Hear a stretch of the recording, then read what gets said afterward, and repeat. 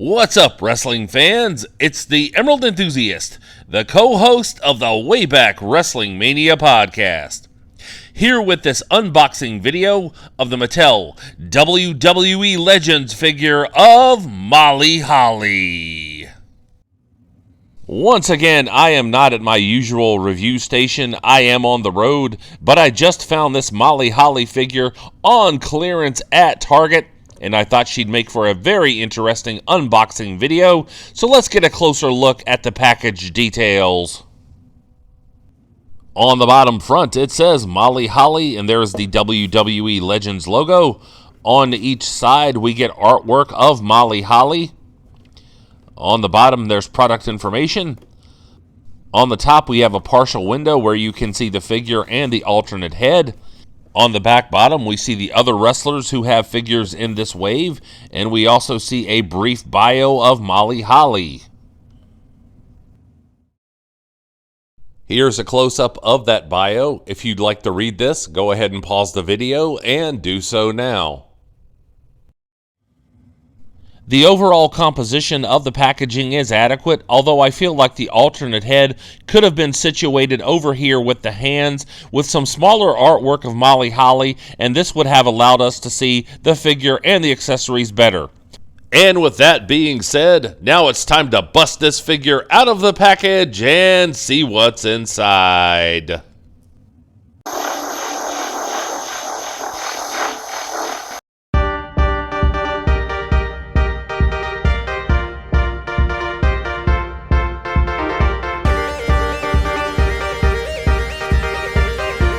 Here is the figure free of the outer packaging, but still in the inner plastic. And here we see Molly Holly out of the package and ready to rumble. I believe that WWE Elite collectors and Molly Holly fans should be very content with this figure, although I do have a couple of areas of criticism, so let's take a closer look at the loose details now.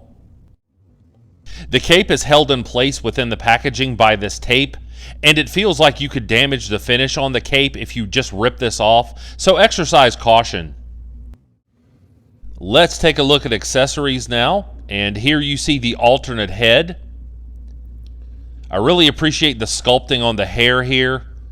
These little pigtails are pliable, so you can move them.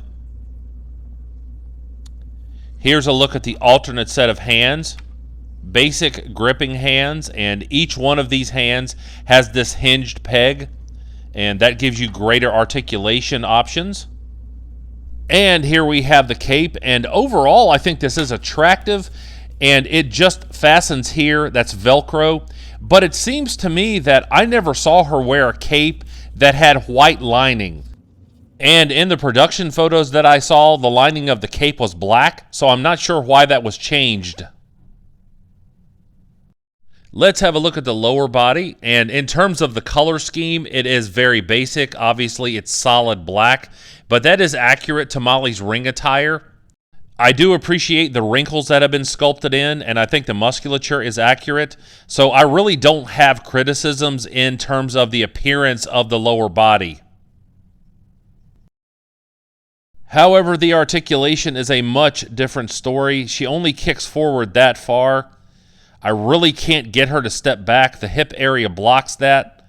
She does have the quadricep swivel, and both of those work, but the hip joint only allows for this degree of articulation out to the sides, and that is really disappointing.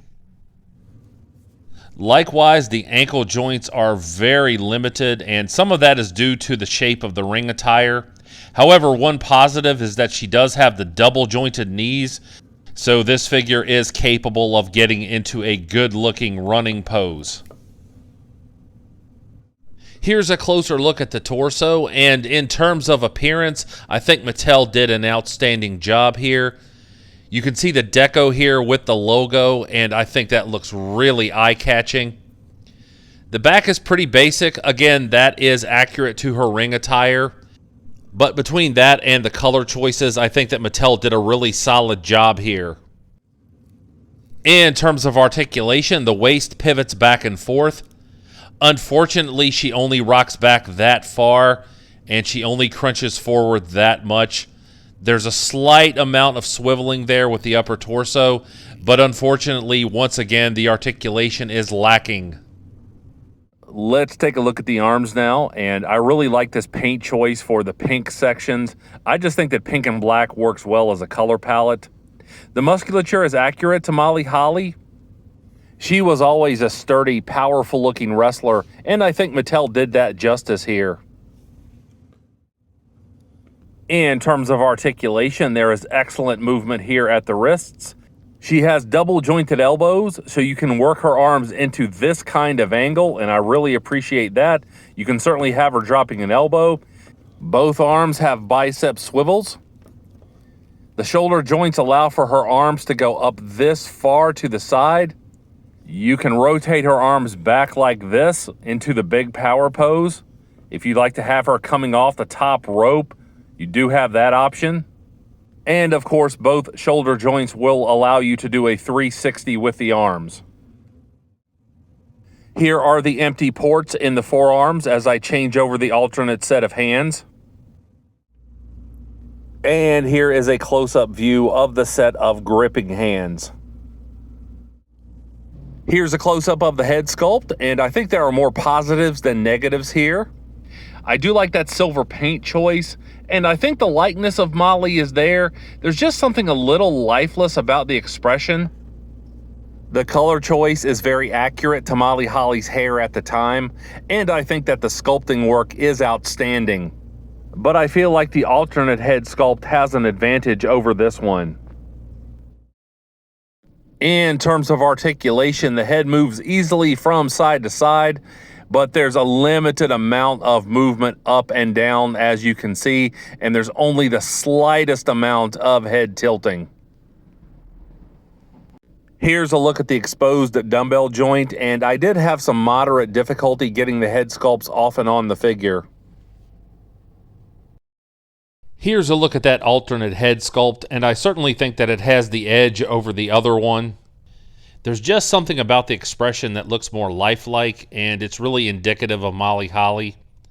It has the same issues with articulation, as you can see, but nonetheless, I think I'm going to display my figure with this head sculpt. I really think that Mattel did an outstanding job with capturing her likeness here. Here I have replaced the cape on the figure with the alternate head sculpt. And I want to caution everyone to use care when sliding the cape under the hair. It feels like you could damage the cape if this is done haphazardly.